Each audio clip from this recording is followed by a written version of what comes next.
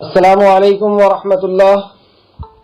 الحمد للہ ان الحمد للہ نحمده ونستعینه ونستغفره ونعوذ باللہ من شرور انفسنا ومن سیئات اعمالنا من يهده الله فلا مضل له ومن يضلل الله فلا هادي له واشهد ان لا اله الا الله واشهد ان محمدا عبده ورسوله. اعوذ باللہ من الشیطان الرجیم. یا ایہا الذین آمنوا اتقوا اللہ حق تقاتہ ولا تموتن الا وانتم مسلمون. بسم اللہ الرحمن الرحیم. یا ایہا الناس اتقوا ربکم الذی خلقکم من نفس واحدة وخلق منها زوجها وبث منهما رجالا كثيرا ونساء واتقوا الله الذي تساءلون به والأرحام إن الله كان عليكم رقيبا. يا أيها الذين آمنوا اتقوا الله وقولوا قولا سديدا يصلح لكم أعمالكم ويغفر لكم ذنوبكم ومن يطع الله ورسوله فقد فاز فوزا عظيما. أما بعد فإن خير الحديث كتاب الله وخير الهدي هدي محمد صلى الله عليه وعلى آله وسلم وشر الأمور محدثاتها وكل محدثة بدعة وكل بدعة ضلالة وكل ضلالة في النار.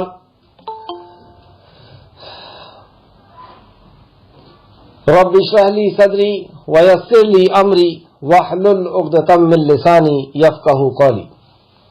تمام تر تعریف حمد ثنا اللہ رب العزت کے لیے لائق اور زیبا ہے، جو ساری کائنات کا ایک و تنہا خالق مالک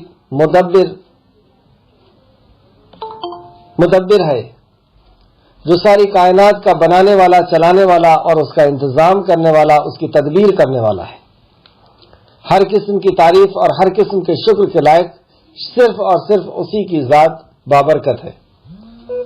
درود و سلام ہو انبیاء اکرام پر، جنہیں انس اور جن کی رشد و ہدایت کے لیے مبعوث فرمایا گیا، خصوصاً نبی مکرم رحمت للعالمین امام الانبیاء محمد صلی اللہ علیہ وسلم پر.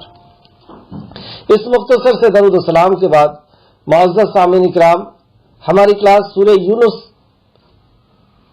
چل رہی ہے، اور سورہ یونس میں کل اور آج جو واقعہ چل رہا ہے وہ ہے موسیٰ علیہ السلام کا واقعہ. اس واقعہ اور اس کے اندر کس قدر نصیحتیں ہیں ہمارے لیے، اور کیونکہ یہ واقعہ اس وقت نازل کیا گیا جب بھی ہم آیت کو پڑھیں تو ہمیں سب سے پہلے یہ دیکھنا ہوگا کہ اس کا شان نزول کیا ہے، یہ کس وقت نازل ہو رہا ہے، کون لوگ سب سے پہلے مخاطب تھے، اور ان کے لیے کیا وصیتیں اور نصیحتیں تھیں. اور یہ کتاب الحمدللہ اللہ رب العزت کی وہ کلام ہے جسے ہم کلام کہتے ہیں. کلام یعنی بات کرنا.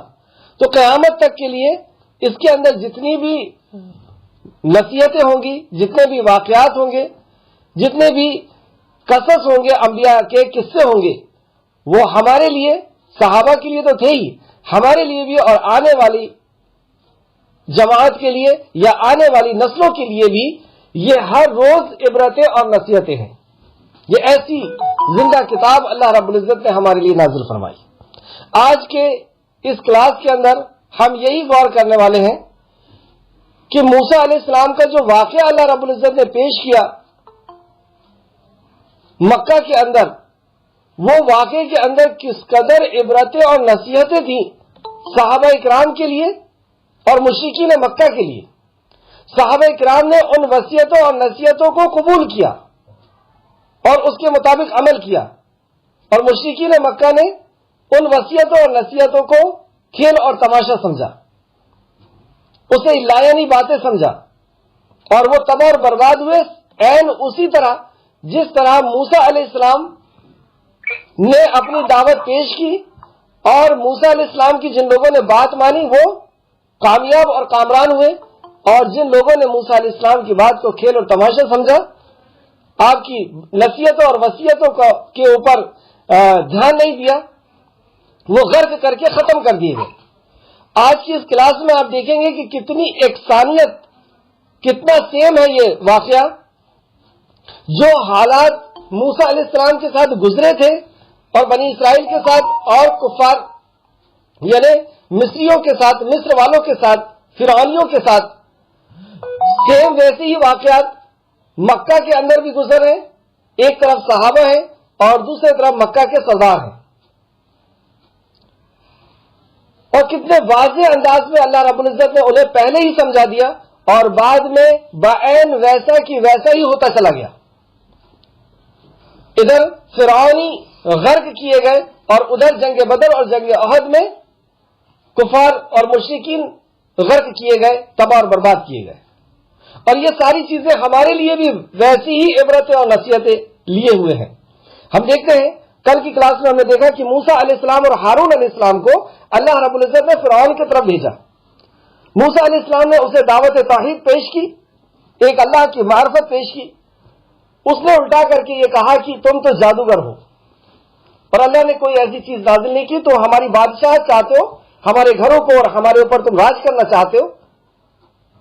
نبی کریم صلی اللہ علیہ وسلم مکہ کے اندر دعوت و تبلیغ کا کام کر رہے ہیں، آپ بھی سرداروں کے پاس گئے، کچھ لوگوں نے ایمان لے کر کے آئے اور اکثریت نے یہی کہا کہ آپ جادوگر ہو، یا نبوت جو ہے وہ آپ کو نہیں دی جانی چاہیے تھی، اور اس طریقے سے کوئی شاعر کہہ رہا ہے، کوئی مجنو کہہ رہا ہے، کوئی کچھ کہہ رہا ہے، کوئی کچھ کہہ رہا ہے۔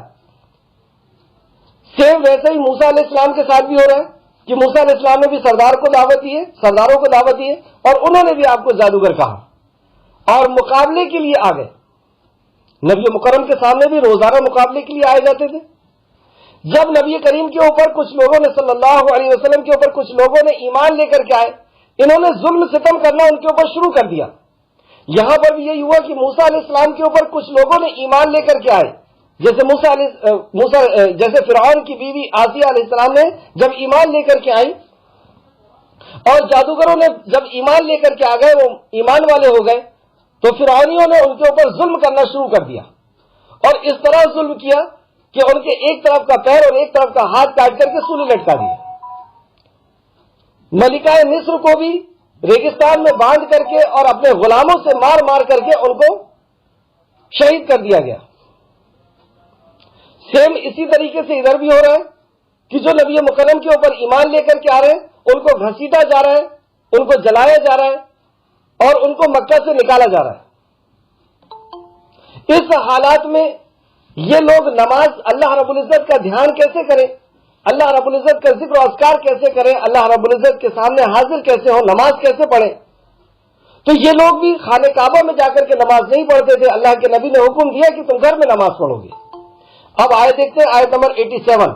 یہاں پر بھی مومنوں نے حضرت موسیٰ علیہ السلام سے عرض کیا کہ ہم نماز فرعونیوں کے سامنے نہیں پڑھ پائیں گے، فرعونی بادشاہوں کے سامنے نہیں پڑھ پائیں گے، ہم نماز کا کیسا کریں؟ تفسیر ابن کثیر جلد نمبر 3 صفحہ نمبر 247۔ ابن عباس فرماتے ہیں کہ اس آیت کا شان نزول یہ ہے کہ موسیٰ علیہ السلام کے ہاتھ پر جن لوگوں نے ایمان لائے تھے انہوں نے موسیٰ علیہ السلام سے مطالبہ کیا کہ ہم نماز کیسے پڑھیں، ہم فرعونیوں کے سامنے نماز نہیں پڑھ سکتے، یہ بہت ہمارے اوپر ظلم ستم کر رہے ہیں۔ تو اللہ رب العزت نے یہ آیت نازل فرمائی، اور ہم نے موسیٰ اور اس کے بھائی کی طرف وحی کی کہ تم اپنی قوم کے لیے مصر میں کچھ گھر بنا لو اور تم اپنے گھروں کو قبلہ بنا لو، مطلب قبلہ رو بنا لو، اور نماز قائم کرو اور مومنوں کو خوشخبری سنا دیجیے۔ اس حالات میں بھی کہ اگر یہ پکڑے جائیں، دیکھے جائیں، مصریوں نے اگر دیکھ لیا، فرعونیوں نے اگر دیکھ لیا، تو انہیں قتل کر دیا جائے گا، انہیں ختم کر دیا جائے گا۔ اس کے باوجود بھی اللہ رب العزت نے یہ حکم دیا کہ نماز تو پڑھنا ہوگا، نماز تو فرض ہے۔ ہاں تم مسجد نہیں بنا سکتے، مسجد میں نہیں جا سکتے، گھر کو مسجد بناؤ، گھر کو قبلہ رخ بناؤ اور وہاں پر مصلی بناؤ، وہاں پہ تمہیں نماز پڑھنا ہے۔ مکہ کے اندر بھی یہی حال تھا کہ صحابہ کرام گھر کے اندر چھپ کر کے نماز پڑھا کرتے تھے، جب تک عمر فاروق رضی اللہ عنہ نے اسلام نہیں قبول کیا۔ جب عمر فاروق نے اسلام قبول کیا، اسلام کو طاقت ملی اور یہ سارے کے سارے مل کر کے مکہ کے اندر خانہ کعبہ کے اندر آ کر کے نماز پڑھی۔ تو یہاں سے نماز کی بھی اہمیت پتہ چلی ہم کو کہ موسیٰ علیہ السلام کی قوم کو بھی نماز کو پڑھنا تھا اور گھر کے اندر بھی قبلہ رخ بنا کر کے. عبرت اور نصیحت یہ کہ اگر ہمارے حالات بھی ایسے آ جائیں کہ ہمیں گھر سے نکلنا کسی بیماری کی وجہ سے یا بادشاہ کی وجہ سے یا کسی بھی وجہ سے ہمیں نماز کے لیے روک دیا جائے مسجد میں، اس وقت بھی نماز ہمارے لیے معاف نہیں ہوگی. اس وقت بھی ہمیں نماز پڑھنا ہوگا اپنے گھر کو قبلہ رخ بنا کر کے. اللہ رب العزت ایسے حالات سے ہم سب کو محفوظ رکھے. آیت نمبر 88. اور موسیٰ علیہ السلام نے کہا، اے ہمارے رب، بے شک تو نے فرعون اور اس کی قوم کے سرداروں کو دنیاوی زندگی میں زینت و اموال زینتوں و اموال زینت دیا ہے اور اموال دیا ہے، جس کے بنا پر یہ سرکش ہو گئے. موسیٰ علیہ السلام اللہ رب العزت سے عرض کر رہے ہیں کہ ان لوگوں نے کھلی ہوئی نشانیاں دیکھی، اے رب تیری.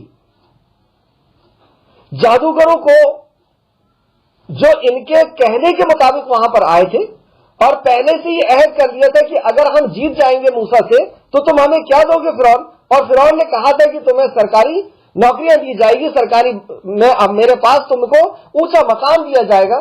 اور اس کے بعد بھی فرعون نے یہ دیکھا اور فرعون کے سرداروں نے یہ دیکھا کہ یہ جو جادوگر ہیں انہیں حقیقت کی معرفت ہو گئی.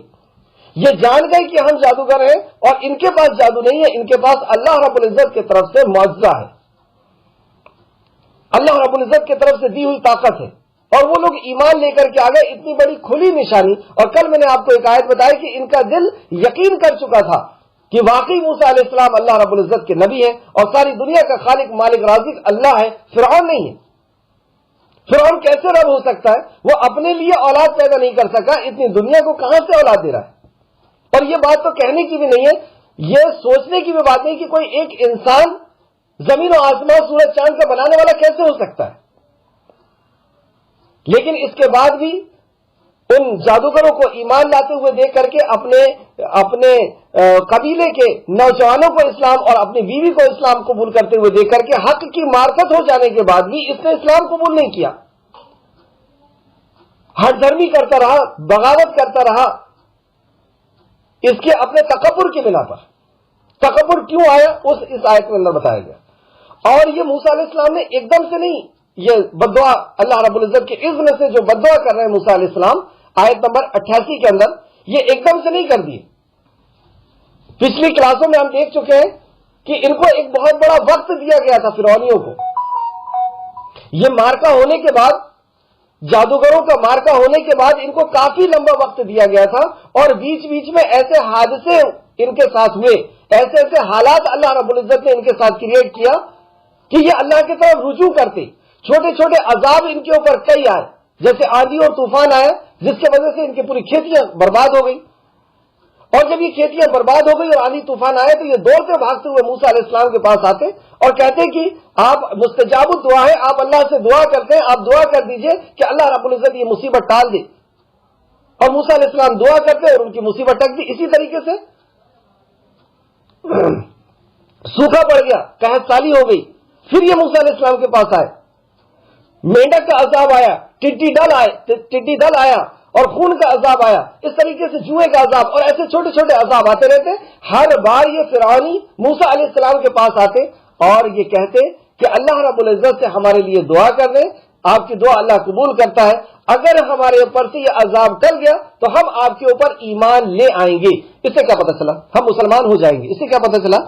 کہ یہ جانتے تھے کہ یہ جو عذاب آیا ہے یہ اللہ رب العزت کی طرف سے آیا، ہمارے خالق اور مالک کی طرف سے آیا، جس نے زمین آسمان سورج چاند اور انسان اور جانور کو پیدا کیا، اس کی طرف سے یہ عذاب آیا ہے. یہ جانتے تھے اس بات کو، اور یہ اس بات کو بھی جانتے تھے کہ ہماری نافرمانی کی وجہ سے یہ عذاب آیا. اس لیے موسیٰ علیہ السلام کو آ کر کے اپنا عہد کرتے تھے کہ ہم بنی اسرائیل کے اوپر ظلم بھی نہیں کریں گے اگر یہ عذاب ہٹ گیا تو، اور ہم آپ کے اوپر اسلام بھی قبول کر لیں گے.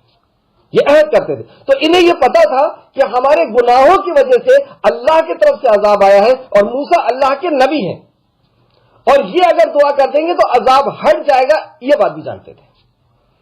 اور جب عذاب ہٹتا اور پھر یہ سرکشی کرتے، پھر یہ انکار کرتے. ہمارے اوپر بھی عذاب آتا ہے، ہم بھی اس بات کو جانتے ہیں کہ ہمارے گناہ کی وجہ سے ہمارے اوپر عذاب آیا اور ہم بھی نیک لوگوں کو دعا کے لیے کہتے ہیں کہ یہ پریشانی فلاں فلاں پریشانیوں کو ہٹوا دو. مطلب ہم یقین ہے ہمیں کہ ہمارے گناہ کی وجہ سے عذاب آیا اور عذاب دینے والا ساری کائنات کا خالق اور مالک ہے اور وہی عذاب کو ہٹا سکتا ہے.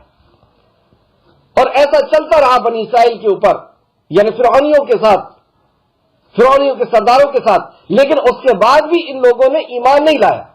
ایسے ایک دو نہیں, کئی حادثے ان کی زندگی کے اندر ہوئے کہ انہوں نے گناہ کیا, انہوں نے نافرمانی کی موسیٰ علیہ السلام کی, اور یہ پکڑے گئے مصری یعنی فرعونی, اور یہ آ کر کے عہد کرتے تھے اور لیکن پھر بھی عہد کو وہ توڑا کرتے تھے.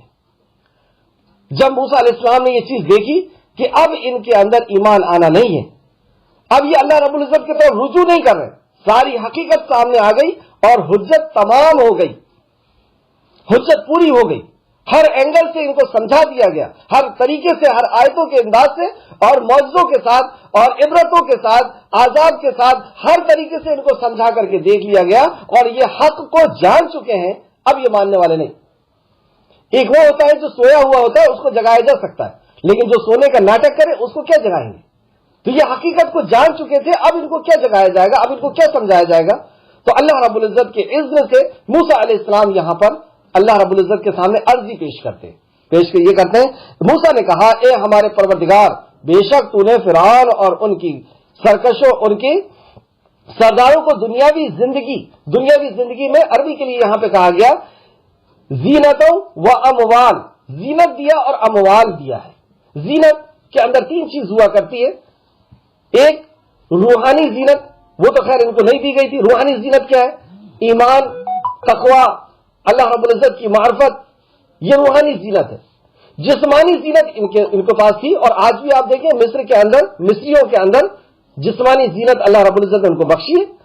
اور اسی طریقے سے ان کے اندر آرائش اور زیبائش کی بھی چیزیں ان کے پاس بہت تھی, پہننے اوڑھنے کی, اور زیورات اور رہن سہن کے انداز, اور بچھانے اور لٹکانے کے انداز, یہ ساری زیبائش کی چیزیں بھی ان کے پاس بہت تھی. تو زینت تین معنوں کے اندر آتی ہے, ایک روحانی زینت, ایک جسمانی زینت, اور ایک آرائش اور زیبائش کی چیزیں, پہننے اوڑھنے کی چیزیں. تو پہننے اوڑھنے کی چیزیں اور خوبصورتی ان کو اللہ رب العزت نے دے دیا تھا, اور اموال بھی دے دیا تھا. یہ تین چیزیں جب کسی کو مل جاتی ہیں تو اس کے اندر غرور اور تکبر آ جاتا ہے, اکثر و بیشتر کے اندر, ہر کسی کے اندر نہیں, اکثر و بیشتر کے اندر. اللہ جس کو چاہتا ہے پھر وہاں سے ہدایت بھی عطا کرتا ہے. جیسے فرعون کی بیوی خود, ان کے پاس یہ ساری چیزیں تھی, لیکن اس کے بعد بھی انہوں کو ایمان مل گیا, اور وہ ایمان میں آ گئی, سب کی ساری چیزوں کو انہوں نے قربان کر دیا. اللہ رب العزت کی محبت کے سامنے ہر چیز کو انہوں نے لات مار دیا, یہاں تک کہ اللہ رب العزت سے دعا کی کہ اللہ میں اس سے چھٹکارا پانا چاہتی ہوں, مطلب فرعون کی بادشاہت سے چھٹکارا پانا چاہتی ہوں. اللہ اکبر, مصر کی رانی ہے اور راج پاٹ سے میں چھٹکارا پانا چاہتی ہوں, اور اس ایسی قوم سے میں چھٹکارا پانا چاہتی ہوں. اے اللہ, میرا گھر تو اپنے سامنے بنا دے. اور اس طریقے سے وہ دعا کی, اور اللہ رب العزت نے ان کی روح کو پرواز کیا. تو اکثر و بیشتر لیکن یہ ہوتا ہے کہ جب خوبصورتی مل جاتی ہے, زیبائش اور آرائش کی چیزیں مل جاتی ہیں, اور دولت مل جاتی ہے, تو انسان کے اندر ایک غرور پیدا ہوتا ہے, اور وہ غرور حق کا انکار کرتا ہے اکثر. پھر حق بات بھی اس کو نظر نہیں آتی, حق بات کو بھی وہ قبول نہیں کرتا, اور جب وہ قبول نہیں کرتا ہے تو پھر کیا ہوتا ہے؟ ایک تو چیز یہ ہوتی ہے کہ کوئی شخص قبول نہ کرے, کوئی دقت نہیں, کہ اس شخص نے اللہ رب العزت کی وحدانیت کو قبول نہیں کیا, اللہ کے کلام کو قبول نہیں کیا, اللہ کے نبی کو قبول نہیں کیا, یہ ایک الگ میٹر ہے. لیکن کوئی شخص قبول نہ کرے, اور جو قبول کر رہا ہے اس کو ختم کرنے کی کوشش کرے, یا اس مذہب کو, اس دین کو ختم کرنے کی کوشش کرے, یہ بات برداشت کے باہر ہوتی ہے. یہاں پہ موسیٰ علیہ السلام کی بھی وہی بات, وہی انداز ملے گا. اے ہمارے رب, تاکہ وہ تیری راہ سے بھٹکاتے ہیں, تو نے انہیں زیبائش اور آغائش دے دیا, تو نے تو جو ہے ان کو دولت دے دیا, اب وہ تیرے راستے سے لوگوں کو بھٹکاتے ہیں, تیرے راستے سے لوگوں کو روکتے ہیں, طاقت کے زور پر, اپنے پاور کے زور پر, اپنے زور پر یہ دوسروں کو بھی اسلام کے اندر آنے سے روک رہے ہیں. اللہ جب انہوں نے روکنا شروع کیا, اسلام کو نقصان ان سے پہنچنا شروع ہو گیا, جو ایمان لا رہے ہیں ان کا ایک ہاتھ کاٹ کر کے ایک پیر کاٹ کر کے سولی لٹکا رہے ہیں، ملکہ مصر کو بیچ ریگستان میں باندھ کر کے اور شہید کر رہے ہیں۔ جب اسلام کو نقصان پہنچانا شروع کر دیا اور موسیٰ علیہ السلام نے دیکھا کہ ان کے اوپر حد پوری ہو چکی ہے، ہر اینگل سے ان کو سمجھایا جا چکا ہے، اب بارگاہ خداوندی میں ہاتھ اٹھ رہا ہے کہ اللہ تو نے ان کو آرائش دیا، جیبائش دیا، ان کو دولتیں دیا، اب یہ تیرے دین کو روکنے کے لیے، تیرے دین پہ آنے والوں کو روکنے کی کوشش کر رہے ہیں۔ قرآن میں یہ فرمایا، اے ہمارے رب، تاکہ وہ لوگوں کو تیرے راہ سے بھٹکا دے۔ اب وہ تیرے راستے سے لوگوں کو بھٹکا رہے ہیں۔ اے ہمارے رب، ان کا مال و زر غارت کر دے۔ اب بددعا ہو رہی ہے کہ اب یہ اس حالت میں آ گئے، اب ان کے مال اور زر کو غارت کر دے اللہ، اور ان کے دل کو سخت کر دے۔ ابن عباس فرماتے ہیں کہ ان کے دل کو مہر لگا دے کہ اب یہ ہدایت کو آنا بھی چاہیں تو نہ پائے، اب ان کو ہدایت نہیں، ہدایت کو آنا بھی نہیں چاہیے، ہدایت ان کو نہ ملے، اب ان کے اوپر مہر لگا دے، پھر وہ ایمان نہ لائیں۔ دیکھیے قرآن میں بھی اللہ نے فرمایا کہ وہ ایمان نہ لائے یہاں تک کہ وہ دردناک عذاب دیکھ لیں۔ اب جب انہوں نے دشمنی کی اسلام سے، اللہ رب العزت کے قانون، اللہ رب العزت کے دین سے، اور اسلام کو برباد کرنے کی کوشش کر رہے ہیں، تب موسیٰ علیہ السلام ان کے لیے بددعا کر رہے ہیں۔ اسی طریقے کی بددعا آپ دیکھیں گے کہ نبی کریم صلی اللہ علیہ وسلم نے بھی جنگ بدر اور جنگ احد میں اللہ رب العزت سے ان کے مقابلے میں آسمان سے فرشتوں کا نزول مانگا، اور قنوت نازلہ بھی آپ دیکھیں۔ اس سے ہمیں یہ عبرت و نصیحت ملتی ہے کہ ہم اگر اللہ رب العزت کے، اللہ کے دین کی نافرمانی کریں گے، اللہ رب العزت ہم سب کو محفوظ رکھے، ہم سب کو محفوظ رکھے، لیکن جو بھی اللہ کے دین اور اللہ کے دین کی نافرمانی کرے گا یہ ایک میٹر ہے، لیکن اگر دین سے روکنے کی لوگوں کو کوشش کریں گے، شریعت سے روکنے کی کوشش کریں گے، اللہ کے کلام نبی کے فرمان سے روکنے کی کوشش کریں گے، اور دین کو جب نقصان پہنچے گا تو کہیں ایسا نہ ہو کہ علماء جو ہمارے لیے کوشش کرتے ہیں، ہماری اولاد کے لیے کوشش کرتے ہیں، جدوجہد کرتے ہیں، کتابیں لکھتے ہیں اور دین سکھاتے ہیں، نمازوں کے اہتمام کراتے ہیں، جمعے کا اہتمام کراتے ہیں، کہیں ایسا نہ ہو کہ اس دین کو نقصان پہنچانے کی وجہ سے ان کی زبان سے بھی بددعا نکل جائے۔ جیسے انبیاء ایک حد تک لوگوں کو عبرت اور نصیحتیں کرتے، اور وہ جب یہ سمجھ جاتے کہ یہ قوم اب ماننے والی نہیں، ان کو ہر طریقے سے سمجھایا جا چکا ہے، تو پھر اور جب یہ نقصان پہنچاتے تو قنوت نازلہ پڑی جاتی۔ آج بھی آپ دیکھیں جب ظلم ہوتا ہے اس دنیا کے اندر تو قنوت نازلہ پڑی جاتی ہے۔ اللہ ہم سب کو محفوظ رکھے کہ ہم اس کی زد میں نہ آ جائیں کہیں، آمین رب العالمین۔ آیت نمبر 89، اللہ نے کہا یقیناً تم دونوں کی دعا قبول کی گئی ہے، چنانچہ تم دونوں ثابت قدم رہو، واستقیما، ثابت قدم رہو آپ، اور ان لوگوں کے راستے سے کی پیروی مت کرو جو علم نہیں رکھتے۔ دو نصیحتیں کی گئی کہ ان کی بربادی طے اللہ رب العزت کی طرف سے کر دی گئی ہے۔ دوسرا، اب آپ کو یہ کرنا ہے کہ ثابت قدم رہنا ہے، جس حق کو لے کر کے کھڑے ہوئے ہیں اس حق پر اب کوئی بھی آندھی اور طوفان آئے ثابت قدم رہنا ہے، اللہ کی مدد رہے گی۔ اور دوسرا، ایسے شخص کی بات نہیں ماننا ہے جو علم سے کوڑا ہے۔ تو کیا پتہ چلا کہ جسے علم ہی نہیں ہے اس کی بات اس سے ہم کو محفوظ رہنا ہے۔ اسی طریقے سے آپ دیکھیں گے کہ نوح علیہ السلام نے بھی اپنی قوم کے لیے جب 950 سال آپ نے دن اور رات دعوت دی، اور آپ سمجھ گئے کہ یہ قوم اب ایمان لانے والی نہیں ہے، اور یہ اگر زندہ رہی تو ان کی نسلیں بھی اللہ کی بغاوت کرے گی، اللہ کے دین کی بغاوت کرے گی، تو نوح علیہ السلام نے بھی اللہ رب العزت سے دعا کی کہ اللہ ان کو اب تہس نہس کر دے، اب تباہ اور برباد کر دے، جیسے آپ دیکھ سکتے ہیں سورہ نوح آیت نمبر 26 سے 22 تک۔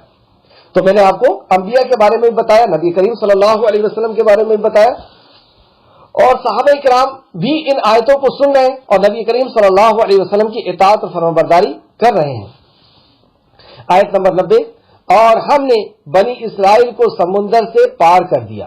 اب جب اللہ رب العزت نے کہا کہ تم ثابت قدم رہو، ان کے اوپر حجت تمام ہو چکی ہے، کئی سال ان کے اوپر دعوت کا کام کیا گیا، کئی حادثے اس بیچ آئے، کئی عذابات اس بیچ آئے، اور یہ ساری چیز کو سمجھ چکے ہیں، دین کو جان چکے ہیں، موسیٰ علیہ السلام کو پہچان چکے ہیں، موسیٰ علیہ السلام کی وحی کو جان چکے ہیں، توحید کو جان چکے ہیں، اور اپنے ظلم کو بھی جان چکے ہیں کہ ہم بنی اسرائیل پہ ظلم کر رہے ہیں اور اللہ رب العزت کی ذات کا انکار کر رہے ہیں، نبی کا انکار کر رہے ہیں، نبی کی بات کا انکار کر رہے ہیں، یہ سب کچھ جان چکے ہیں۔ اب آپ اپنی قوم کو یعنی بنی اسرائیل کو لے کر کے یہاں سے نکل جائیے۔ موسیٰ علیہ السلام نے بنی اسرائیل کو لے کر کے وہاں سے نکلے، اور تقریباً 6 لاکھ نوجوان کا یہ لشکر تھا، بچے اور عورتوں کو چھوڑ کر کے تقریباً 6 لاکھ نوجوان تھے۔ تفسیر ابن کثیر جلد نمبر 3 صفحہ نمبر 249 اور کے حوالے سے، اور اس کے بعد یہ تفسیر ہے اس میں۔ اور یہ لشکر کو لے کر کے جب یہ نکلے تو بحر کلزم کے پاس یہ پہنچ گئے، ایک سمندر جس کا نام بحر کلزم ہے۔ کلزم کے پاس جب یہ لوگ پہنچ گئے تو فرعون کو یہ بات پتا چلی کہ موسیٰ بنی اسرائیل کو لے کر کے یہاں سے نکل گئے۔ وہ اور زیادہ آگ ببولا جیسا ہو گیا، مطلب بہت زیادہ ناراض ہوا، بہت زیادہ غصے میں آ گیا، اور اس نے مصر کی ساری فوج کو اکٹھا کر لیا، پورے دیش کی فوج اکٹھا ہو گئی ایک جگہ کہ بنی اسرائیل کو کسی بھی حالت میں پکڑنا ہے، یہ ہمارے غلام ہیں، یہ ہمارے نوکر ہیں، یہ ہمارے کام کرتے ہیں، یہ کیسے یہاں سے چلے جائیں گے؟ اور ان کے پیچھے ایک بہت بڑا لشکر زرار پیچھا کر رہا ہے۔ نبی کریم صلی اللہ علیہ وسلم نے بھی ظلموں کو سہتے سہتے اللہ کے اذن سے صحابہ اکرام کو مکہ سے نکلنے کی اجازت دیتے جا رہے ہیں۔ صحابہ مکہ سے نکل رہے اور ان کا بھی اسی طریقے سے تعاقب کیا جاتا، پکڑا جاتا۔ جو صحابی پکڑا جاتے انہیں مارا جاتا، ان کا مال چھینا جاتا، ان کی دولت چھینی جاتی۔ ایسے کئی واقعات آپ نے مکی زندگی کے اندر دیکھے۔ آخرکار نبی کریم صلی اللہ علیہ وسلم نے بھی ہجرت کی، اور نبی کریم صلی اللہ علیہ وسلم بھی غار میں جا کر کے رکے، پناہ لی، رکے، اور آپ کے ساتھی حضرت ابوبکر صدیق بھی ہیں۔ یہاں موسیٰ علیہ السلام اپنی پوری فوج کو لے کر کے نکل رہے ہیں، اور سامنے بحر کلزم آ گیا، اور پیچھے سے فرعونی نے تعاقب کرتے ہوئے وہاں تک پہنچ گیا۔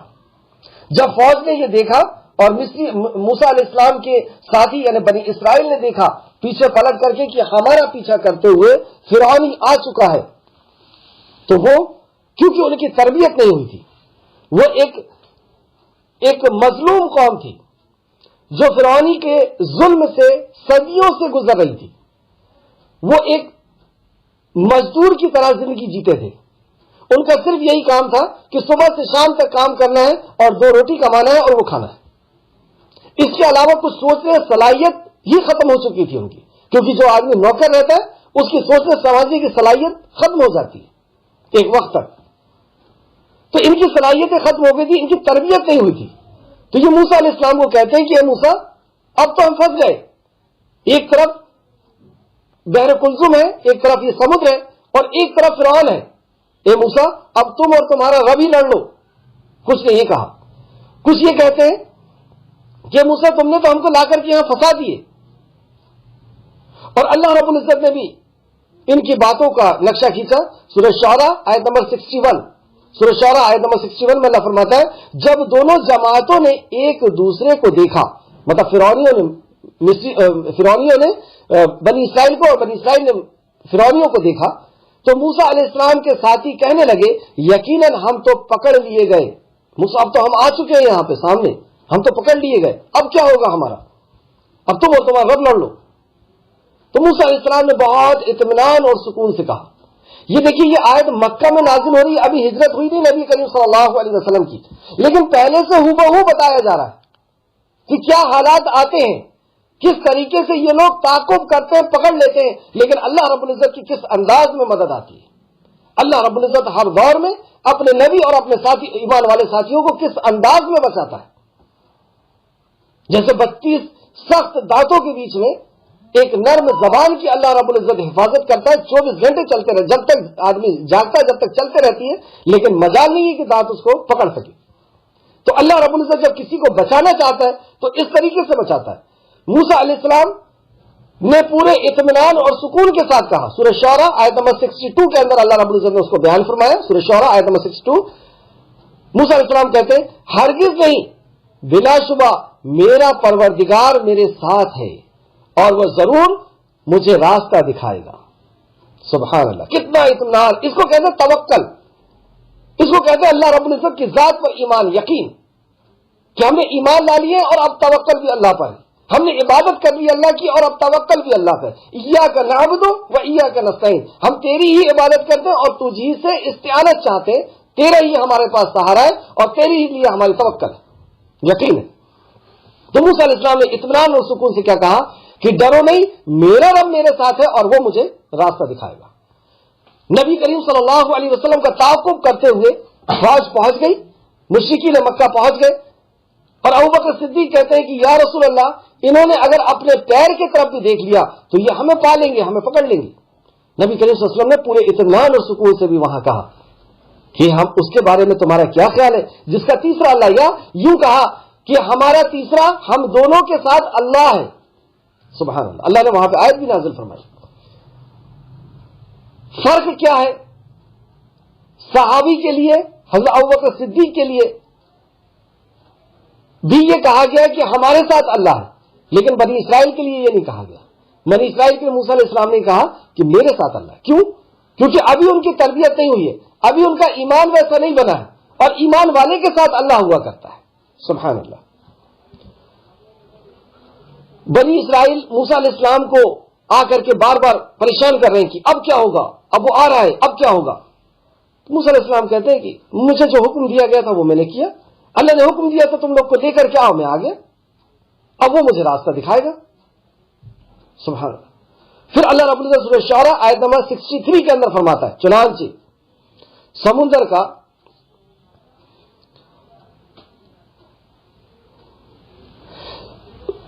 اللہ رب العزت نے حکم دیا موسیٰ علیہ السلام کو کہ اپنا عصا سمندر میں مارو۔ موسیٰ علیہ السلام نے اپنا عصا سمندر میں مارا، اس کے بعد اللہ رب العزت نے فرمایا کہ کیا ہوتا ہے، سورہ شعراء آیت نمبر 63 کے اندر، چنانچہ سمندر کا ہر ٹکڑا ایک عظیم پہاڑ جیسا ہو گیا، ہر ٹکڑا یعنی اس کے 12 ٹکڑے ہو گئے، 12 راستے بن گئے، اور ان راستوں 12 راستے کیوں؟ کیونکہ بنی اسرائیل 12 قبائل تھے بنی اسرائیل کے۔ تو مقام طی پہ بھی جب یہ پہنچے تھے تو جب ان نے پانی مانگا تھا تو ایک پتھر پہ جب نبی مکرم نے موسیٰ علیہ السلام نے لاٹھی ماری تھی تو وہاں سے بھی 12 چشمے نکلے تھے کہ تم آپس میں اختلاف مت کرنا، آپس میں سکون اور اطمینان کے ساتھ اپنا اپنا پانی لینا۔ تو یہاں پر بھی 12 راستے نکالے گئے۔ یہی تفسیر ابن کثیر جلد نمبر 3 صفحہ نمبر 251 کے حوالے سے میں بتا رہا ہوں یہ ساری باتیں آپ کو۔ تو جب یہ 12 راستے نکلے اور وہ پہاڑ کی طرح بیچ بیچ میں سے پانی کو روک دیا گیا تھا اللہ رب العزت کی قدرت سے، اور وہاں پہ کھڑکیاں بھی بنا دی گئی تھی کہ ایک قبیلہ دوسرے قبیلے کو نکلتے ہوئے دیکھتا تھا، ان کو دہشت نہ ہو کہ اب میرا ایک اکیلا قبیلہ تو نہیں بچا، تو وہ آس پاس والوں کو دیکھ بھی لیتے تھے کہ ہاں پورے قبیلے ساتھ میں چل رہے ہیں، سبھی کے لیے اللہ رب العزت نے راستہ بنایا۔ تو اس طریقے سے یہ وہاں سے نکل گئے اور اس میں 12 راستے بن گئے۔ اللہ فرماتا ہے اس میں 12 راستے بن گئے، اور ہر نہیں، یہ تفسیر میں ہے کہ اس میں 12 راستے بن گئے اور ہر خاندان کے لیے الگ الگ راستہ تھا، اور اللہ تعالیٰ نے ہوا کو حکم دیا تو اس نے راستے کو کشادہ کر دیا، جیسے اللہ سورہ طٰہٰ کے اندر فرماتا ہے، سورہ طٰہٰ سورہ نمبر 20 آیت نمبر 77 کے اندر اللہ فرماتا ہے 77 میں، پھر ان کے لیے سمندر میں لاٹھی مار کر خشک راستہ بنا دو، پھر تم کو خشک راستہ بنا دو۔ تو جب انہوں نے لاٹھی ماری اور سمندر جب پھٹا تو ہوا کو حکم دیا گیا، اور ہوا وہاں سے جب نکلی تو وہ راستہ خشک ہو گیا، مطلب دلدل اور کیچڑ نہیں تھا، خشک ہو گیا وہ راستہ، اور اس خشک راستے سے مطلب سوکھے راستے سے یہ فوج نکلنا شروع ہوئی۔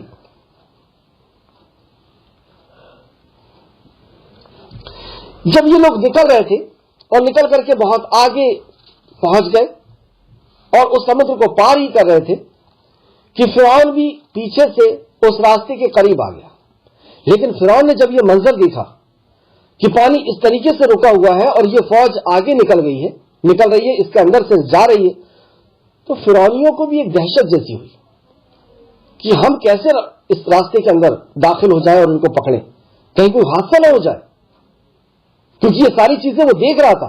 جب پہلی بار موسیٰ علیہ السلام نے لاٹھی اپنی ڈالی تھی اور جب وہ سانپ بنا تھا تو فرعونی خود کود کر کے بھاگا تھا اور موسیٰ علیہ السلام کے پیچھے آ کر کے چھپ گیا اور کہا کہ مجھے بچا لو، میں موسیٰ اور ہارون کے رب پر ایمان لاتا ہوں۔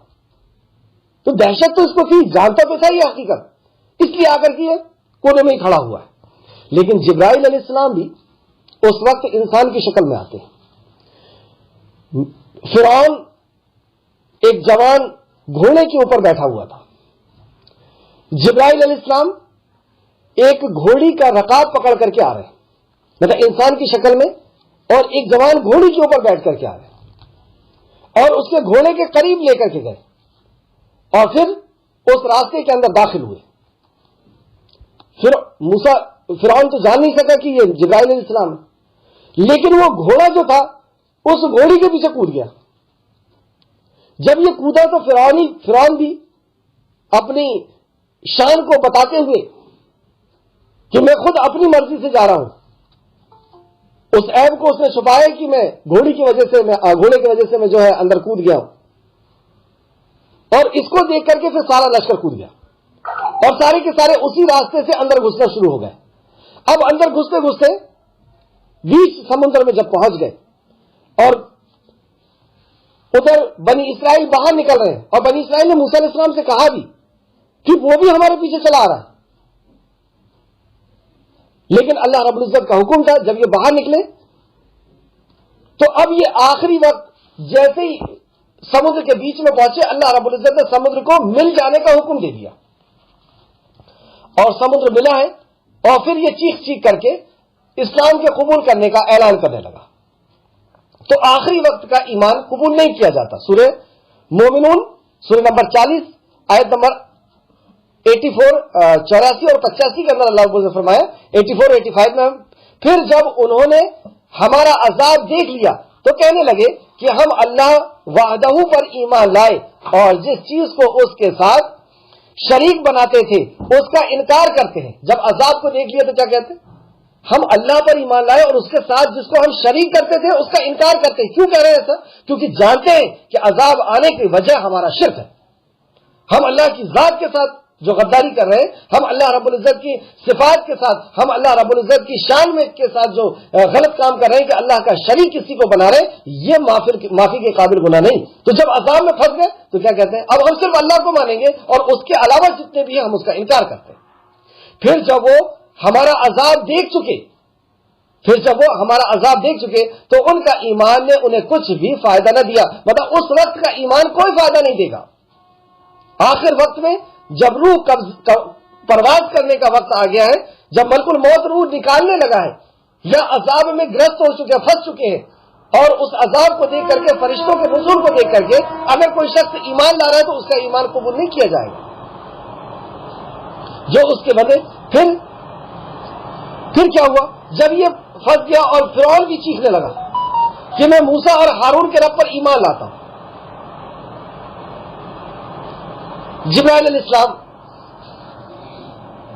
ابو داؤد نے ایک حدیث کو لے کر کے آئے ہیں، حضرت ابن عباس کی روایت کو بیان کیا ہے کہ رسول کریم صلی اللہ علیہ وسلم نے فرمایا، جبرائیل نے مجھ سے کہا، اے محمد صلی اللہ علیہ وسلم، کاش آپ مجھے دیکھتے جب میں سمندر کے تے کے گارے پکڑ کر کے، مطلب سمندر کے تہ میں جاتا تھا اور وہاں سے گیلی مٹی، جس کو گارا کہتے ہیں، گارا پکڑ کر کے لاتا تھا اور فرعون کے منہ میں ٹھوس رہا تھا، کہیں ایسا نہ ہو کہ اللہ کی رحمت اس کو شامل حال ہو جائے، کیونکہ جب وہ آخری وقت آ گیا تھا اور وہ پھنس چکا تھا تو وہ چیخ چیخ کر کے دعا کرنے لگا تھا اللہ رب العزت سے، اور اللہ چیخ چیخ کر کے وہ اعلان کرنے لگا تھا کہ میں ہارون اور موسیٰ کے رب پر ایمان لے کر کے آتا ہوں، تو کہیں ایسا نہ ہو کہ اللہ کی رحمت ایسے ظالم اور جابر شخص کے اوپر بھی رحمت نہ آ جائے۔ اس لیے، اور ویسے بھی جبرائیل علیہ السلام اللہ رب العزت کی اذن سے ہی کام کرتے ہیں، جیسا کہ اللہ رب العزت نے اس آیت مبارکہ کے اندر فرمایا، اعوذ باللہ من الشیطان الرجیم، آیت نمبر 90 کے اندر ہم آ جائیں، 90 یونس، اور ہم نے بنی اسرائیل کو سمندر سے پار کر دیا، پھر فرعون اور اس کی فوج نے سرکشی اور ظلم کرتے ہوئے ان کا پیچھا کیا، پھر ان کا پیچھا کرتے ہوئے یہ لوگ بھی وہاں پہنچ گئے، حتیٰ کہ جب اسے غرق ہونے پا لیا، مطلب جب اس کو وہ غرق کرنے لگا، سمندر ڈبانے لگا، تو پکار اٹھا فرعون اور فرعونی جو ہے وہ پکار اٹھے، میں ایمان لاتا ہوں بے شک اس ذات کے سوا کوئی معبود نہیں جس پر بنی اسرائیل ایمان لائے۔ کیا کہہ رہا ہے فرعون؟ میں اس ذات پر ایمان لاتا ہوں جس پر بنی اسرائیل ایمان لائے اور میں مسلمانوں میں سے ہوں. اب وہ ایمان لے کر کے آ رہا ہے کہ میں مسلمانوں میں سے ہوں. لیکن ایسے ٹائم کا اللہ نے آگے کیا فرمایا؟ آیت نمبر 91 اللہ نے فرمایا کیا اب ایمان لاتا ہے جبکہ تو پہلے نافرمان تھا اور تو فساد کرنے والوں میں سے تھا. مطلب تو نے نافرمانی بھی کیا اور ظلم بھی کیا، شرک بھی کیا اور انسانیت کے اوپر بھی ظلم کیا. اللہ کا حق بھی مارا اور مخلوق کا حق بھی مارا، انسانیت کا حق بھی مارا. چنانچہ آج ہم تجھے نجات دیں گے تیرے بدن سمیت. ہم تجھے نجات دیں گے مطلب تیرے بدن کو ہم نجات دیں گے، تیرے بدن سمیت یعنی تیرا جسم بچا کر سمندر سے باہر نکال پھینکیں گے تاکہ تو اپنے پیچھے والوں کے لیے نشان عبرت بن جائے. اللہ اکبر. اللہ رب العزت نے قیامت تک کے لیے فرما دیا کہ میں تیرے جسم کو بچا کر کے رکھوں گا اور عبرت بنا دوں گا لوگوں کے لیے کہ دیکھ لو جو اپنے آپ کو رب کہتا تھا کتنا لاچار ہو کر کے، کتنا بے بس ہو کر کے وہ پڑا ہوا. آج بھی آپ میوزیم کے اندر آپ اس کو دیکھ سکتے ہیں، یوٹیوب کے اندر آپ اس کو سرچ کر سکتے ہیں کہ کس طریقے سے فرعون کی لاش آج تک ہزاروں سال ہو گئے اور آج تک اس کی لاش ویسی کی ویسی پڑی ہوئی ہے، بے سہارا بے بس ہو کر کے پڑا ہوا، نہ ہاتھ ہلا سکتا ہے نہ پیر ہلا سکتا ہے. اور اس طریقے سے اللہ رب العزت نے اس کو عبرت بنا دیا کہ اللہ رب العزت کے دشمن کو اللہ رب العزت کس طریقے سے نیست و نابود کرتا ہے. اور بے شک بہت سے لوگ ہماری نشانیوں سے البتہ غافل ہیں. یہ بات کفار مکہ کو پہلے سے بتائی جا رہی تھی کہ دیکھو تم بھی نکالے جاؤ گے. جس طریقے سے یہ نکل کر کے آئے تھے تعاقب کرتے ہوئے، سیم اسی طریقے سے مکہ والوں نے بھی نبی کریم صلی اللہ علیہ وسلم اور صحابہ کا پیچھا کرتے ہوئے جب یہ لوگ مدینہ چلے گئے، مدینہ میں سکون اور اطمینان سے اللہ رب العزت کے دین کے اوپر عمل کرنے لگے، شریعت کے اوپر عمل کرنے لگے، تو یہ تعاقب کرتے ہوئے یہ ٹیم بنا کر کے، یہ فوج بنا کر کے ان کو ختم کرنے کے لیے آئے، پیچھا کرتے ہوئے آ رہے. تو اللہ رب العزت نے بھی ان کے ساتھ وہی مارکا کیا. وہی جبرائیل علیہ السلام آئے. اچھا میکائیل علیہ السلام بھی تھے یہاں پر بحر کلثوم کے پاس. وہ الگ دیکھ رہے تھے کہ کیا منظر چل رہا ہے اور کس طریقے سے جبرائیل علیہ السلام جو ہے گھوڑے کو لے کر کے جا رہے ہیں اور اس کا گھوڑی کو لے کے جا رہے ہیں اور اس کا گھوڑا کود رہا ہے. میں اس کی تفسیر بھول رہا ہوں، آپ اس میں دیکھیں گے. تو وہاں پر بھی جب جنگ بدر ہو رہی ہے تو فرشتوں کے لشکر ویسے ہی آ رہے ہیں، جبرائیل علیہ السلام چلے آ رہے ہیں، میکائیل علیہ السلام اور ان کی فوج آ رہی ہے، یہ تعاقب کر رہے ہیں. اور آخرکار اللہ رب العزت نے انہیں سمیٹ دیا. جنگ بدر کے اندر وہی ہوا، جنگ احد کے اندر وہی ہوا. اس میں ہمارے لیے کیا عبرت ہے؟ کیا یہ صرف نبی کریم صلی اللہ علیہ وسلم کے زمانے کے لیے عبرت تھی؟ ہمارے لیے بھی عبرت یہی ہے کہ ہم اپنے آپ کا محاسبہ کریں کہ ہم کدھر ہیں. ہم ابو جہل ابو لہب کی طرف ہیں، فرعونیوں کی طرف ہیں، یا صحابہ کی طرف ہیں؟ ہم اطاعت و فرمانبرداری میں کتنے آگے ہیں؟ ہم نبی کا حکم اور اللہ کے حکم کو کتنا فرمانبرداری کر رہے ہیں؟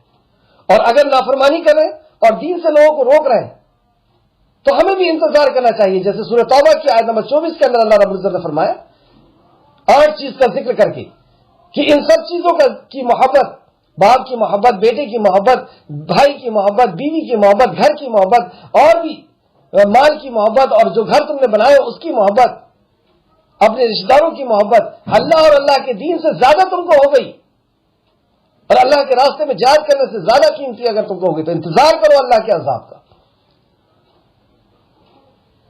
تو ہمیں بھی اپنا جائزہ لینا ہے کہ ہم کس طرف ہیں. ہم صحابہ کی طرف ہیں یا پھر کہیں ایسا نہ ہو کہ ہم بھی باغی ہیں اللہ کے اور اللہ کے نبی کے. اللہ رب العزت ہم سب کو ثابت قدم رکھے، ہم سب کو ایمان والا بنائے رکھے اور ہم سب کو فی السلم کافہ، اسلام کے اندر پورے کے پورے داخل ہونے والا بنا دے. آمین یا رب العالمین. اور بے شک بہت سے لوگ ہماری نشانیوں سے البتہ غافل ہیں. یہ ساری نشانیاں ہیں اللہ رب العزت کی. سارے انبیاء کے واقعات کو پڑھتے چلے جائیے آپ اور ابھی بھی حالات کو دیکھتے ہوئے چلے آئے.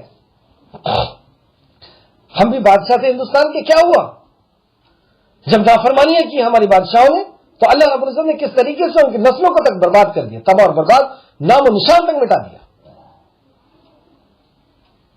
اب ہم جانشین بنے ہیں اس زمین کے، اب ہمارا شہر ہے، ہمارا ملک ہے. اب اللہ ہمیں آزما رہا ہے کہ ہم مخلوق کے اوپر کیا کر رہے ہیں. والدین کے ساتھ کیا کر رہے ہیں, رشتہ داروں کے ساتھ کیا کر رہے ہیں, عزیز الاقارب کے ساتھ کیا کر رہے ہیں, اللہ کے حقوق کی کتنی پابندی کر رہے ہیں.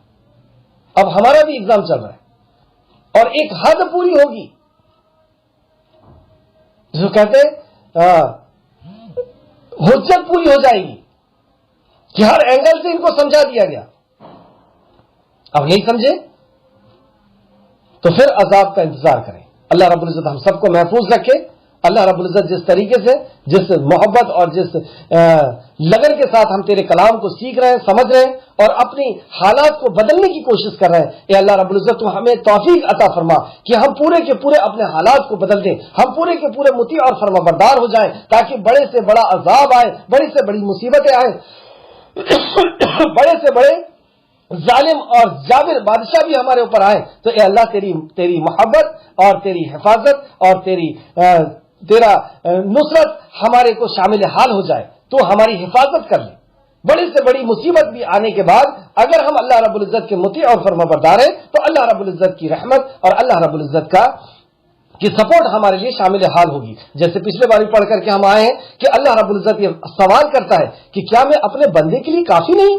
اللہ اکبر, ساری کائنات کا خالق اور مالک وہ یہ کہہ رہا ہے کہ کیا میں اپنے بندے کے لیے کافی نہیں ہوں, کیا میں اس کو بچا نہیں سکتا. سبحان اللہ. تو اگر ہم واقعی اللہ رب العزت تیرے مطیع اور فرما بردار بننے کی کوشش کر رہے ہیں, اے اللہ ہم نے جو پچھلے گناہ کیے ہیں ان سارے گناہوں کا ہم اعتراف کر رہے ہیں, ہم سارے گناہوں کو قبول کر رہے ہیں, ہم ہی ظالم تھے. ربنا ظلمنا انفسنا, اے اللہ ہم نے اپنی جان پر ظلم کیا. ربنا ظلمنا انفسنا وان لم تغفر لنا وترحمنا لنكونن من الخاسرین. اے اللہ تو ہمارے گناہوں کو معاف کر دے, اے اللہ تو ہمارے گناہوں کو معاف کر دے. اگر تو نے معاف نہ کیا تو ہم خسارہ اٹھانے والے میں سے ہو جائیں گے. اے اللہ لا حول ولا قوت الا باللہ. اے اللہ تیری ہی توفیق سے کوئی بندہ گناہ سے رکتا ہے اور تیری ہی توفیق سے کوئی بندہ نیکی کا کام کرتا ہے. اے اللہ ہمیں چن لے اور ہمیں گناہوں سے بچا لے اور ہمیں مطیع اور فرما بردار بنا دے. ہم ضعیف اور کمزور ایمان کے لوگ ہیں. اے اللہ ہمارا بہت ہی کمزور ایمان ہے. اے اللہ ہمیں ہمارے ایمان میں اضافہ کر دے, ہمارے ایمان کو مضبوط کر دے اور اپنی محبت ہمیں عطا کر دے, اپنے نبی کی محبت ہمیں عطا کر دے, اپنے کلام کی محبت ہمیں عطا کر دے. اے اللہ آخرت پر یقین ہمارا مضبوط کر دے. اے اللہ آخرت پر یقین ہمارا مضبوط کر دے. آمین یا رب العالمین. آیت نمبر 93. اور یقیناً ہم نے بنی اسرائیل کو اچھا ٹھکانہ دیا. اب اللہ رب العزت نے بنی اسرائیل کو وہاں نکال دیا اور فرعونیوں کو ڈبا کر کے ختم کر دیا. یہاں پہ جنگ بدر, جنگ احد ہو رہی ہے اور یہ ظالم لوگ جو 13 سال سے ظلم کر رہے تھے ان کا خاتمہ ہوا. اب زمین کے اندر کشادگی آنا شروع ہو گئی, ان کا ایریا جو ہے وہ بڑھنا شروع ہو گیا, اسلامی ریاست بڑھنا شروع ہو گئی. یہاں پہ مصر میں مقام تی پر بنی اسرائیل کو رکھا گیا. اب کیا ہو رہا ہے, اللہ فرماتا ہے اور یقیناً ہم نے بنی اسرائیل کو اچھا ٹھکانہ دیا. جبکہ جب یہ آیت نازل ہو رہی تھی, جب ایسا کوئی واقعہ ہوا نہیں تھا. کہاں پر؟ مکہ کے اندر. مکہ کے اندر تو وہی ظلم چل رہا تھا. اللہ ایڈوانس میں بتا رہا تھا مکہ کے نافرمانوں کو, مکہ کے مشرکوں کو اور صحابہ اکرام کو ایڈوانس میں بتایا جا رہا تھا کہ دیکھو فرعونی موسیٰ علیہ السلام کے ساتھ یہ ہوا تھا, فرعونیوں نے ایسا ایسا کیا تھا, ان کا انجام یہ ہوا تھا. صحابہ اکرام بہت اطمینان اور سکون میں تھے کہ ہمیں تو نبی مکرم کی فرما برداری کرنا ہے, اللہ ہمارے لیے کافی ہے. موسیٰ علیہ السلام کے لیے بھی کافی تھا, ہمارے لیے بھی کافی. اس طریقے سے اس کے بعد سورہ یوسف آ رہی ہے. سورہ یوسف بھی آپ دیکھیں گے کہ کتنا ہو بہو مکہ کے حالات سے, نبی مکرم کے حالات سے ملتی ہے. اور جب فتح مکہ ہو رہا ہے اور یوسف علیہ السلام جب مصر کے اندر سرخرو ہو رہے ہیں اور اپنے بھائیوں کو جب وہ مصر میں پناہ دے رہے ہیں, اور نبی کریم صلی اللہ علیہ وسلم نے بھی مکہ کو فتح کیا اور مکہ کے اندر مکہ والوں کو جب پناہ دے رہے تھے, کتنا مین وہ ہوتا ہے. واقعی اللہ رب العزت کا کلام ایسا کہ اگر ہم اس پہ عمل کرنا شروع کر دیں تو یہ واقعات ویسی کی ویسی رونما ہونا, ویسی کی ویسی ہمارے سامنے آنا شروع ہوتے چلے جاتے ہیں. اللہ ہم سب کو توفیق دے. اللہ رب العزت ہم سب کو قرآن مقدس پر تدبر کرنے کی توفیق عطا فرمائے. اور یقیناً ہم نے بنی اسرائیل کو اچھا ٹھکانہ دیا. کون سا اچھا ٹھکانہ دیا؟ ایسی زمین عطا کیا جو انبیاؤں کا مسکن اور انبیاؤں کا مدفن ہے. جہاں انبیاء رہتے تھے اور جہاں انبیاء دفن تھے ایسی جگہ میں اللہ رب العزت نے اس مظلوم قوم کو وہاں پہ پہنچا دیا، بنی اسرائیل کو، اور ہم نے انہیں پاکیزہ چیزوں سے رزق دیا. سبحان اللہ. کیا دیا؟ من اور سلوہ نازل کر دیا، آسمان سے رزق نازل کر دیا. کھاؤ اور اللہ رب العزت کا شکر کرو، اور جو مشن سے تم کو اتارا گیا ہے، روکا گیا ہے کہ توریت آ رہی ہے اور اس کو سیکھو اور اس پر عمل کرو. پھر انہوں نے باہم اختلاف نہیں کیا حتیٰ کہ ان کے پاس علم آ گیا. کیا انہوں نے باہم اختلاف نہیں کیا جبکہ ان کے پاس علم آ گیا تھا؟ ارے جب توریت آ گئی تھی، اللہ کے نبی آ چکے تھے، اب اختلاف کی کیا ضرورت تھی؟ کیوں اختلاف کیا؟ حق آ جانے کے بعد اختلاف. اب خلفائے راشدین کا دور گزر جانے کے بعد حق تھا، لیکن امت محمدیہ نے بھی اختلاف کیا، ٹکڑوں میں بٹنا شروع ہو گئے.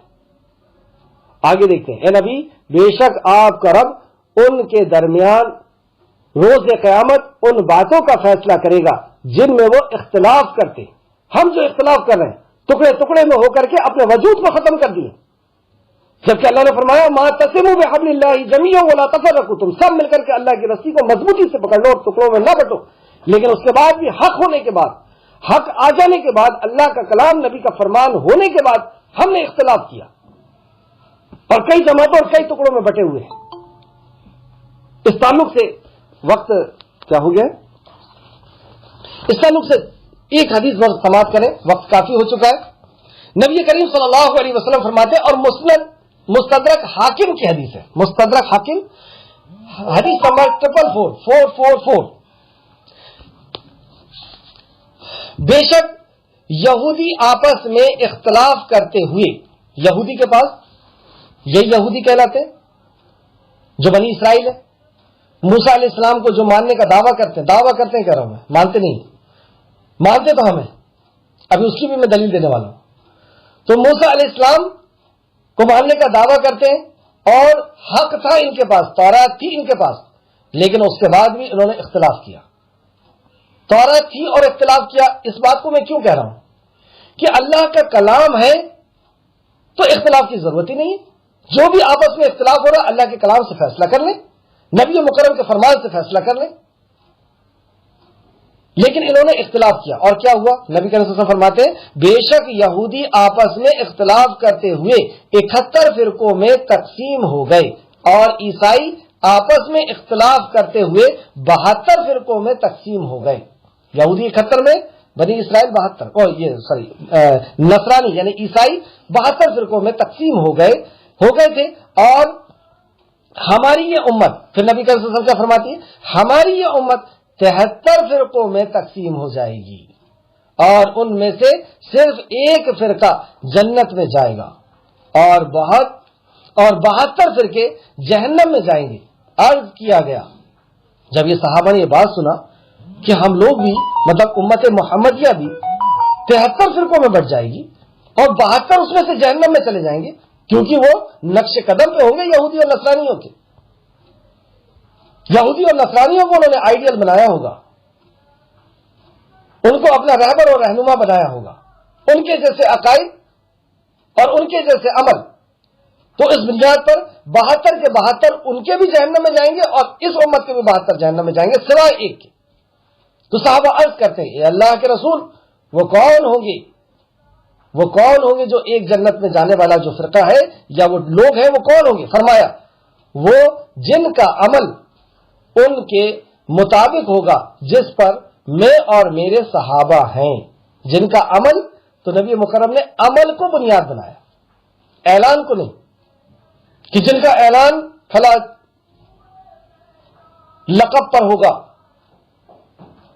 آپ دیکھ لیں ساری جماعتوں کا نام اتنا پیارا ہے کہ ہم ہر جماعت کو یہ کہیں گے کہ یہ میری جماعت ہے. کوئی جماعت شریعت کے خلاف نام نہیں رکھی، لیکن نام کا اور دعوے کا اللہ رب العزت نے کہا کہ ان کا دعویٰ یہ ہوگا، ان کی جماعت یہ ہوگی، یہ نہیں کہا. عمل کو بتایا نبی کریم صلی اللہ علیہ وسلم نے. پھر سے سماعت فرمائے وہ کون ہوں گے؟ صحابہ نے پوچھا تو فرمایا وہ جن کا عمل اس کے مطابق ہوگا جس پر میں اور میرے صحابہ ہیں. دو بات بتائی یہاں پر.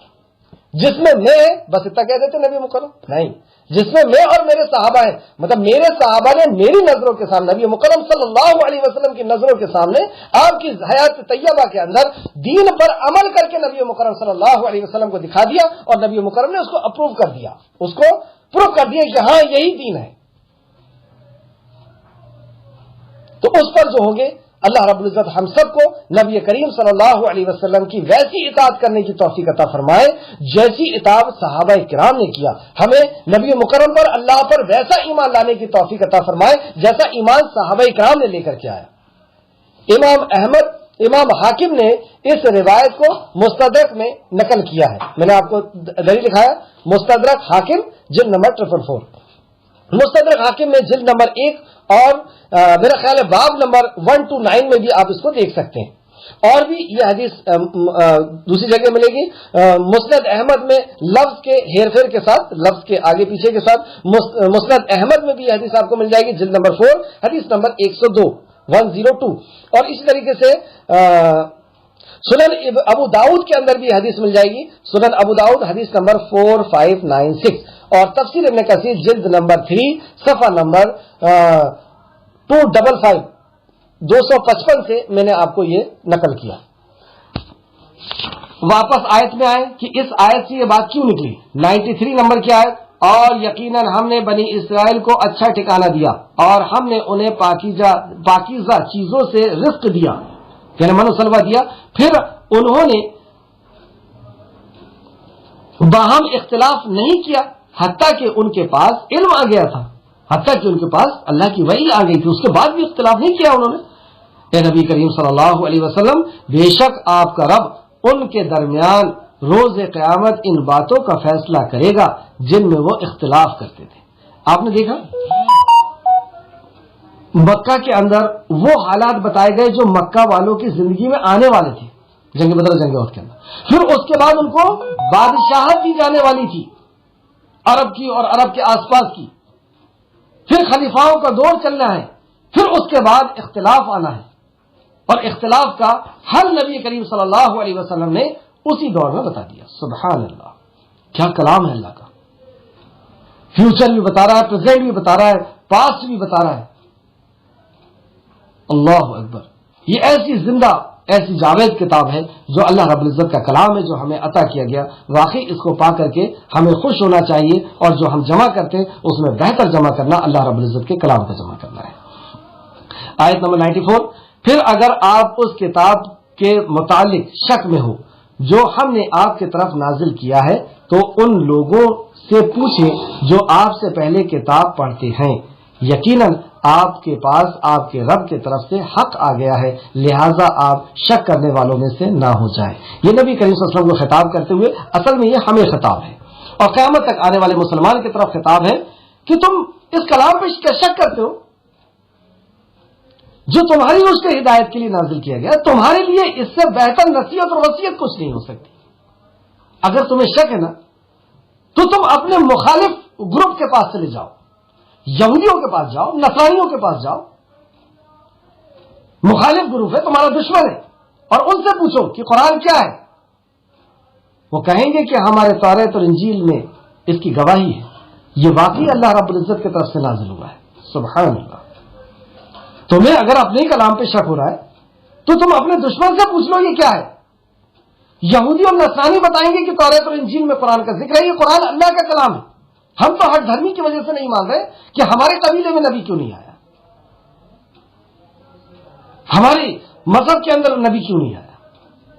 لیکن یہ تو حق ہے کہ یہ نبی ہے، اور یہ حق ہے کہ یہ قرآن ہے. اگر تمہیں شک ہو تو ایسا بھی کر لو. اللہ اکبر. قرآن کی حقانیت کے لیے کتنے اینگل سے سمجھایا جا رہا ہے. اس کے پہلے بھی ہم نے پڑھ کر کے آئے کہ چیلنج کر کر کے اور کئی انداز سے اللہ رب العزت نے قرآن کی حقانیت کو سمجھایا، اور یہاں بھی ایک نیا انداز اللہ رب العزت نے لے کر کے آیا کہ تمہیں شک ہو رہا ہے اس کا کام. اللہ اللہ. آیت نمبر 95. اور آپ ہرگز ان لوگوں میں سے نہ ہو جنہوں نے اللہ کی آیتوں کو جھٹلایا، ورنہ آپ خسارہ پانے والوں میں سے ہو جائیں گے. یہ نبی مکرم کو سامنے رکھ کر کے امت محمدیہ کو آخر تک قیامت تک آنے والوں کو سمجھایا جا رہا ہے کہ اس میں شک مت کرو، اور اگر کیے تو تم خسارہ اٹھانے والوں میں سے ہو جاؤ گے. واقعی جس نے اللہ کے کلام کو چھوڑا وہ خسارہ اٹھانے والوں میں سے ہو جائے گا. آیت نمبر 97.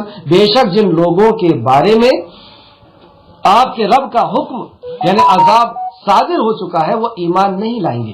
اللہ رب العزت نے جس کے بارے میں فیصلہ کر لیا ہے وہ ایمان نہیں لائیں گے۔ آپ ان کے لیے تکلیف میں نہ رہیں، آپ ان کے لیے جو ہے اللہ رب العزت سے آہ گزاری کرنا اور رات رات میں جاگنا، آپ ان کے لیے پریشان نہ ہو۔ ان کے اوپر سیل لگا دی گئی ہے، ان کے اوپر مہر لگا دیا گیا، یہ ایمان لانے والے نہیں۔ انہوں نے حق کو دیکھ لیا، انہوں نے حق کو جان لیا، جاننے کے بعد یہ نافرمانی کر رہے ہیں، اب ان کو ایمان نہیں ہوگا، خواہ ان کے پاس ساری نشانیاں آ جائے۔ اب ان کے اوپر عذاب ہی آ کے رہے گا، اب ان کے اوپر ساری نشانیاں آ جائے، آپ ایک کے بعد ایک آیتیں سنانا ان کو شروع کر دیں، معجزات سنانا شروع کر دیں، آگے کے واقعات اور ہونے والے واقعات اور چلنے والے واقعات سب کچھ سنا دیں، ساری دلیلیں دے دیں، یہ ایمان لانے والے نہیں۔ خواہ ان کے پاس ساری نشانیاں آ جائے حتیٰ کہ وہ دردناک عذاب کو دیکھ لیں۔ اب یہ عذاب ہی دیکھیں گے، اب ان کے اوپر ایمان نہیں لانا ہے۔ لیکن عذاب آنے کے بعد ایک قوم ایسی تھی جو بچ گئی، جس کو اللہ رب العزت نے آیت نمبر 98 کے اندر بیان کیا ہے۔ 2-3 منٹ کے اندر یہ بات ہو جائے گی انشاءاللہ تعالی۔ پھر کیوں نہ ہوا کوئی بستی ایسی، اللہ رب العزت آیت نمبر 98 کے اندر فرماتا ہے اعوذ باللہ من الشیطان الرجیم، پھر کیوں نہ ہوا کوئی بستی ایسی کہ وہ عذاب سے پہلے ایمان لے آئی، پھر اس کے ایمان نے اسے نفع دیا ہو۔ مطلب کوئی بستی ایسی نہیں ہوئی کہ وہ عذاب دیکھ لے اور ایمان لائے اور اس کا ایمان اس کو فائدہ دے دے، سوائے قوم یونس کے۔ سبحان اللہ، جب وہ ایمان لے آئے تو ہم نے ان سے دنیاوی زندگی کی ذلت کا عذاب ٹال دیا اور ہم نے ایک مقررہ وقت تک انہیں فائدہ اٹھانے دیا۔ ابھی بھی کفار مکہ کو سمجھایا جا رہا ہے، ابھی بھی توبہ کر لو، دیکھو عذاب بہت قریب ہے، تمہارا جو نا وہ کہتے ہیں ہمارے عام لینگویج میں کہ تمہارے پاپ کا گھڑا بھر چکا، ابھی بھی وقت ہے، توبہ کر لو۔ ایک قوم کے بارے میں بتایا جا رہا ہے، قوم یونس کے بارے میں۔ یونس علیہ السلام نے ان کو سمجھا کر کے، اور جب حد پوری ہو گئی، حجت قائم ہو گئی، حجت پوری ہو گئی، ہر اینگل سے سمجھا دیا گیا، ان کو یقین بھی ہو گیا، لیکن اس کے بعد بھی دنیا کی لالچ، دنیا کی محبت ایسی ان کے دل دماغ میں چھائی ہوئی تھی، دنیا کے آرائش اور دنیا کی زیبائش ایسی دل و دماغ میں چھائی ہوئی تھی کہ نبی کی اطاعت و فرمانبرداری کرنے کو تیار ہی نہیں تھے یونس علیہ السلام کی، اللہ رب العزت کی اطاعت و فرمانبرداری کرنے کو تیار ہی نہیں تھے۔ آخرکار یونس علیہ السلام نے کہہ دیا کہ اب تمہارے اوپر عذاب آنے والا ہے، اور وہ وہاں سے چلے گئے۔ جب یونس علیہ السلام وہاں سے نکل گیا بستی سے، اور انہوں نے چاروں طرف سے عذاب کو امڑتے ہوئے، مطلب بادل کو آتے ہوئے دیکھا، تو یہ سمجھ گئے کہ ہمارے اچھے دن نہیں آ رہے، یہ اللہ کا عذاب ہے، یہ اچھے دن نہیں آ رہے۔ ایک اور قوم تھی، ان کے بھی نبی نے کہا تھا کہ اب تم پر عذاب آنے والا ہے، اور جب بادل آیا تو یہ ناچنے لگے کہ اللہ کی رحمت آ گئی، اچھے دن آ گئے، اور وہ عذاب میں دبوچ لیے گئے۔ لیکن یہ ایسی باشعور قوم تھی، اور نبی بھی واقعی اس حد تک سمجھا کر کے جاتے ہیں کہ وہ عذاب دیکھ کر کے اس کو پہچان لیں۔ ہم اپنی قوم کو اتنا نہیں سمجھا پا رہے کہ وہ عذاب کو دیکھ کر کے پہچان جائے۔ وہ آج بھی مسلمان سکون و اطمینان کی سانس لے رہا ہے، اسے لگ ہی نہیں رہا کہ عذاب میں ہو۔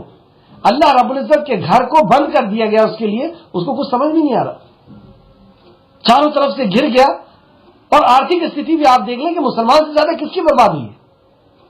فٹ پاتھ پہ دکانیں تو انہیں کی ہیں، چھوٹے موٹے کاروبار اور چھوٹی موٹی نوکریاں تو انہیں کی ہیں، انہیں کی تو گئی ہیں۔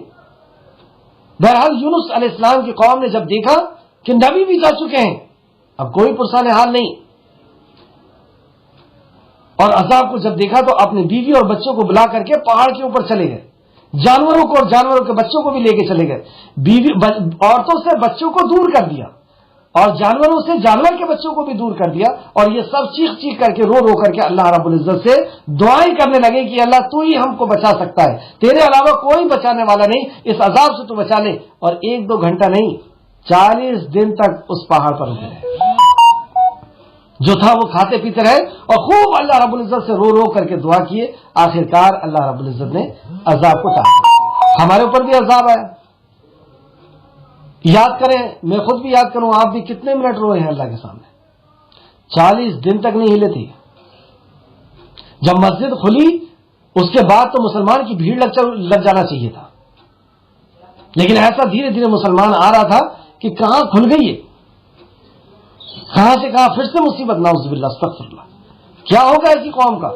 آخر میں اللہ رب العزت سے دعا ہے کہ جو کچھ بھی ہمیں پڑھا اللہ رب العزت ہمیں اس میں مزید اس کی تفسیر کو جاننے کی، اس میں غور و فکر کرنے کی توفیق و رفیق عطا فرما، ہمیں ایمان دے اور عمل کے ساتھ ہمیں زندگی گزارنے کی توفیق و رفیق عطا فرما۔ جب تک ہمیں زندہ رکھے خالق مالک، ہمیں ایمان اور اخلاص کے ساتھ زندہ رکھ، جب ہمارا خاتمہ ہو تو ایمان اخلاص کے ساتھ ہمارا خاتمہ ہو۔ آمین یا رب العالمین۔ السلام علیکم ورحمۃ اللہ وبرکاتہ۔